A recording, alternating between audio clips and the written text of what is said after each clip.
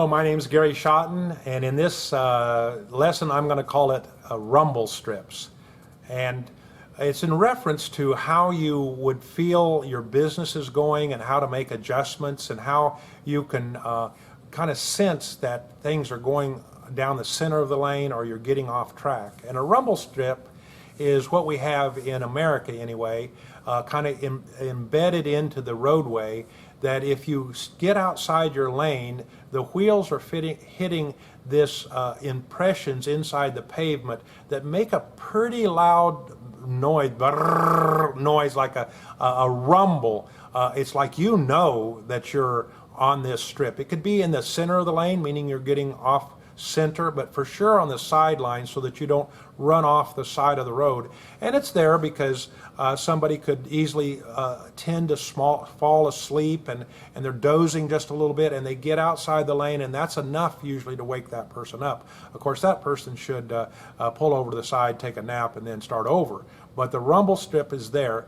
And you know, I've had occasions to help a few people that are like 15 years old or 16 years old, and I said, hey, let me just take you out there and I'll let you drive my pickup truck or my vehicle. Oh no, I'm afraid. Oh no, get behind the wheel and we'll go inside and this happened one time a couple months ago, and we're in the parking lot and they're real nervous and everything, and so, okay, just put it in gear and go forward and backward and forward, and it's a wide open, you can't hit anything, there's nobody around.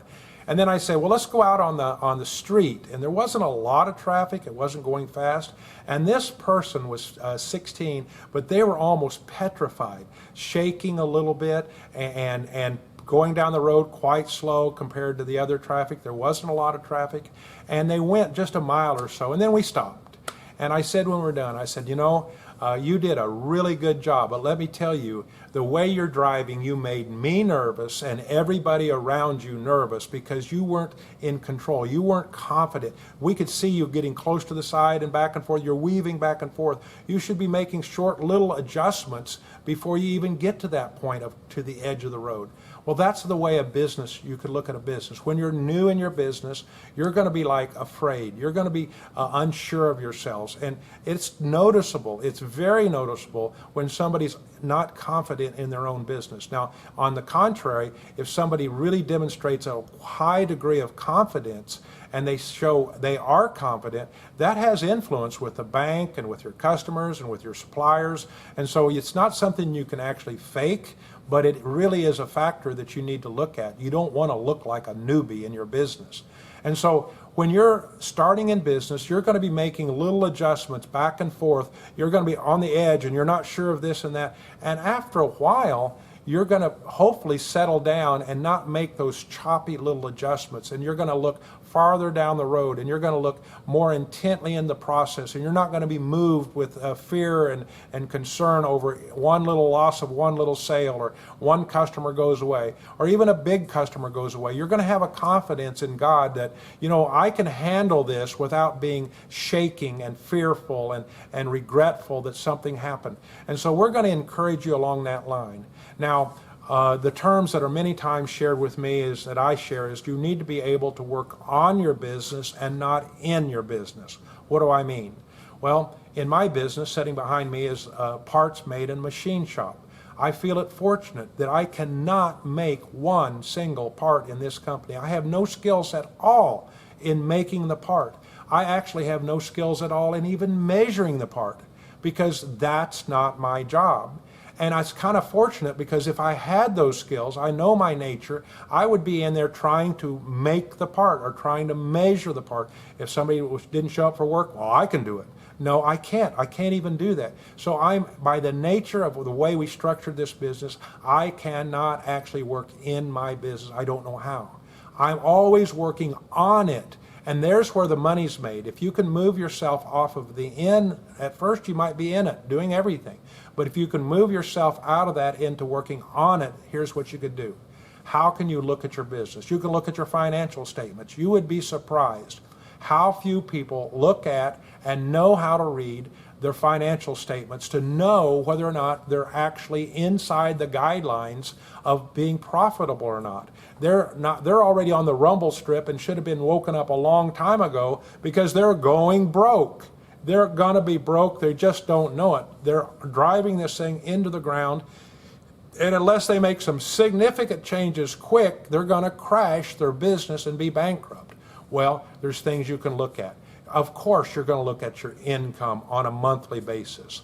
And then you're going to look at your expenses on a monthly basis. And you're going to evaluate those, and you're going to see a track record, a history of both of those. You could graph them on a chart, and you can start saying, hey, are we consistently going up in our income? And are we holding our expenses down or lower, or at least the ratio of your expenses to your income, is that going down or going lower? You see, no matter what you do, if all you're doing is selling more and more and more, but you're expensing more money than you're bringing in, you're going to go broke. I don't care how big the business is, you're going broke unless you borrow some more money, you use a credit card, but at the end of the day, you're going to be broke.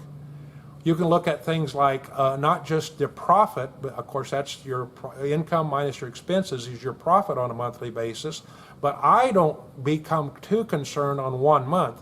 I look at a 3-month rolling average. So in other words, if it's May, June, and July, what's the average of those? And the next one with June, July, and August, what's the average of those? So it mellows out these little, like those little adjustments are taken out of the pictures. I look also at the ratio of my what we call accounts receivable, people that owe me money and haven't paid me yet, and those people that I owe, that's called accounts payable, and I see where the ratio is. What do I mean ratio?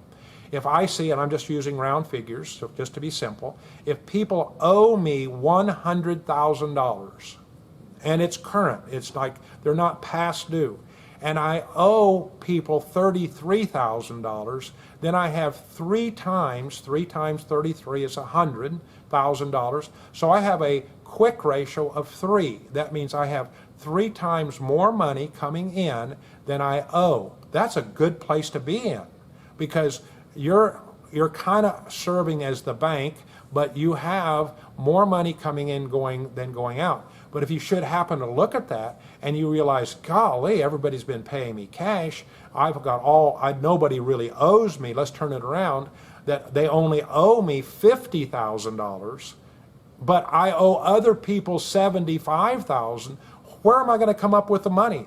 You're upside down. That quick ratio is terrible. In other words, it's negative. And so in my case, I always like to be 2 times to 3 times of what people owe me compared to what I owe. I like to pay my bills in 30 days, but I haven't always paid in 30 days. That's acceptable in my business. But when it gets to 60 days, that's not acceptable. If I can't work on my business and make sure whatever I need to do to pay all of my bills within 60 days, preferably 45, and many times on 30 days. In other words, they send me the bill, and it's 30 days later, I process it and send it back. In my business, that's a good time period to send back the money on paying my bills. I would never be late for my payroll. I can't trust my workers to come to work on a daily basis, and then on Friday when they're get paid, say, guys, I really don't have money to pay you. Could you wait till Monday? You talk about being a negative effect of attitude in your company. That's not going to work. But I've known of companies, or especially people around the world, that sometimes I was told in one country in Eastern Europe that they hadn't been paid for like 6 months. How in the world could they get away with that? Well, it's because there was no other job. So these individuals were willing to work, not getting paid, hoping that they might get paid in 6 months, because if they quit, it would be embarrassing. I don't have a job. I have no other hopes of a job, and so they would go ahead and do that. That doesn't work in America. We have to pay our payroll on time. There's other things about really being a part of the continual improvement. Am I driving with new inventions, new ideas? Am I doing a little bit of research? We just added a robot.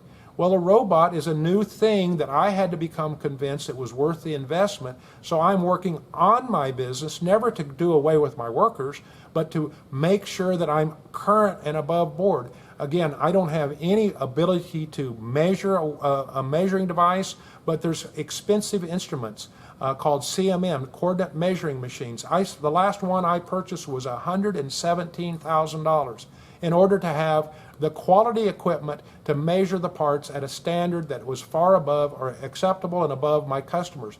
Those are working on the business. Now, I happen to be in sales, so that is my part, and so I'm always working on a new sale, a new customer. Once we have a new customer, I don't get in the middle of it unless they want me to get in, because my production and quality department should take care of that, and my buyers and my estimators should take care of that. But I'm always in touch with my customer. I'm a salesperson with relationships. But so in that regard, I am in the business, but it's from a view that doesn't have me bogged down actually trying to make a part. Thanks for being a part of Inspiring Better Business.